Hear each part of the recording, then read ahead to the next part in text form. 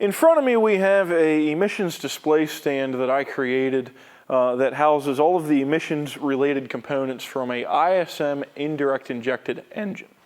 I'm going to take you through all of these components to share a little bit of information on how to repair them.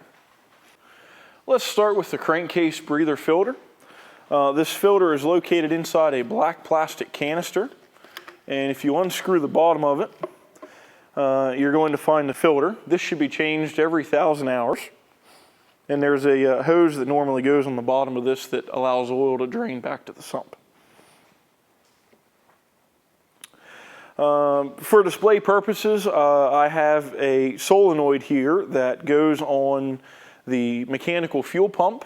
That's what changes your RPM of the engine. This is actually a PWM solenoid, and it has a spring pin that adjusts the fuel rack inside the pump. On this solenoid, on the nut of the solenoid, there's a code that when you replace this solenoid on the engine, that code needs to be entered into the ECM using the service tool. This is a similar procedure to electronic fuel injector codes.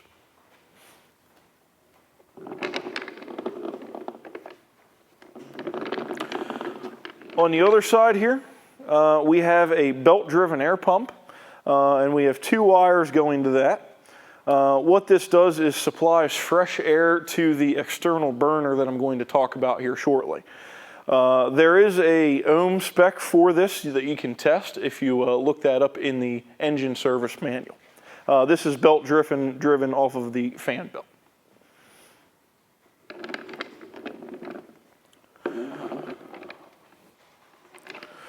On the other side of my stand, I have the turbocharger. As you can see, that is controlled with a wastegate. There is also a reed valve back here. And all this is a one-way check valve that prevents exhaust gas from backfeeding into the belt-driven air pump. So the airflow comes from the air pump through a few rubber hoses across this reed valve into the external burner. Let me turn this around to the next side.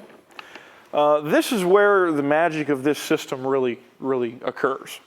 So this is an external burner assembly, and there's several parts here I'm going to talk about. The first one is a temperature sensor. I'll just unscrew this, as you can see. And I'm going to pull the wires off of it to get that out of the way.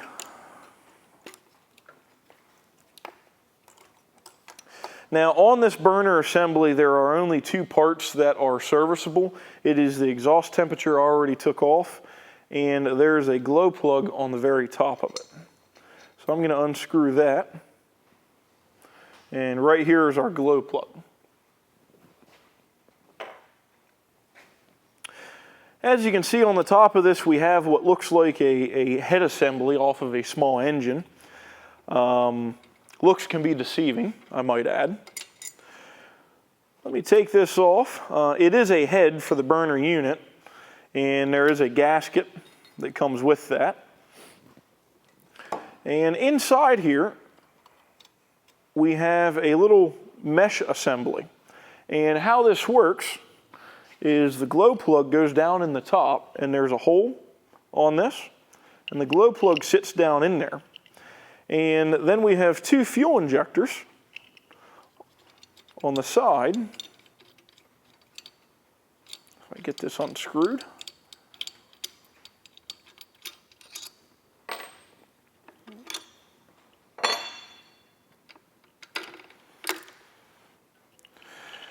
And these fuel injectors spray fuel directly into that mesh, and the mesh prevents the glow plug from being directly contacted with the fuel. And so during regeneration, we control all of this with the ECM. We turn on these injectors to spray fuel, and we turn on the glow plug. And with a little bit of fresh air that comes in from the air pump, we create a lot of extra heat or fire. And what happens, that heat comes down into the exhaust, and the exhaust comes around and up into the DPF exhaust canister. So we actually have 2 fuel injectors on here, And where they get their fuel, I'm just going to hold this in here temporarily. This steel line comes off the return line on the injectors on the engine. And the fuel path travels down through injector number 2, up through this bracket into injector number 1, and then it actually comes out the top of injector number 1 back to tank. So that is how these get supplied with fuel.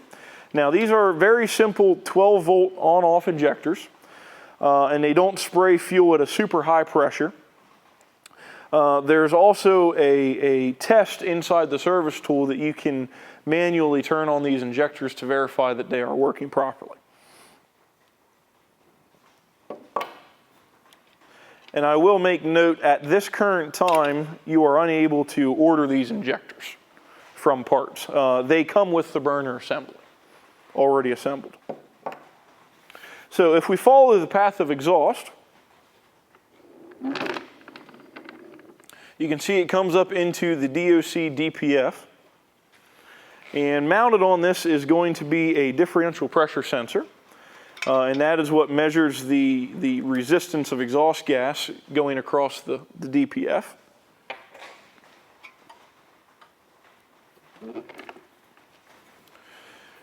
And I can actually take this DPF out of the canister.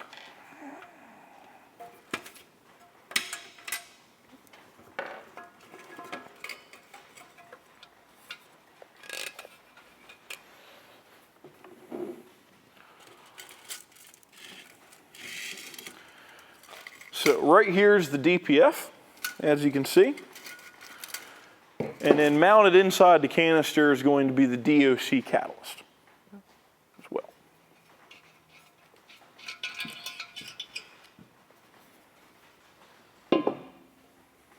Mounted on the engine is going to be a small steel box, and there's 2 wires going to this. This is actually a 0.68 ohm drop resistor for your glow plug that mounts on the burner unit. This glow plug, if you look at it very closely, you can see it's actually an 11-volt glow plug, and this resistor is in series supplying voltage to this glow plug, and it drops the voltage from 12 volts down to 11 volts. So this concludes the overview of the ISM indirect injected engine emission control components.